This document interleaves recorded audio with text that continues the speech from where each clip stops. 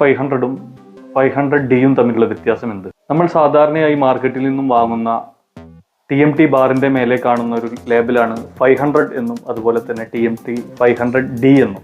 ഇതിൽ 500 എന്നുള്ള ഭാഗം സൂചിപ്പിക്കുന്നത് ആ ബാറിന്റെ മിനിമം ഈൽഡ് സ്ട്രെങ്തിനെയാണ്. 415, 500, 550 എന്നുള്ള കാറ്റഗറിയിലെല്ലാം ഇപ്പോൾ മാർക്കറ്റിൽ അത് അവൈലബിൾ ആണ്. അതുപോലെ D എന്നുള്ള ഭാഗം സൂചിപ്പിക്കുന്നത് ഡക്റ്റിലിറ്റി എന്ന അതിന്റെ ഒരു പ്രോപ്പർട്ടിയാണ്. ഡക്റ്റിലിറ്റി പ്രോപ്പർട്ടി കൂടിയ സ്റ്റീലുകൾക്ക് ഇലോങ്ങേഷൻ കപ്പാസിറ്റിയും അതുപോലെ തന്നെ അതിന്റെ ഫ്ലെക്സിബിലിറ്റിയും കൂടുതലായിരിക്കും.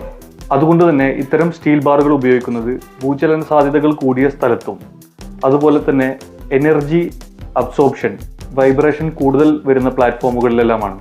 ഇതുകൂടാതെ ഹയർ ബെൻഡിങ് കപ്പാസിറ്റിയും വെൽഡബിലിറ്റിയും ഇത്തരം ബാറുകൾ ഓഫർ ചെയ്യുന്നു.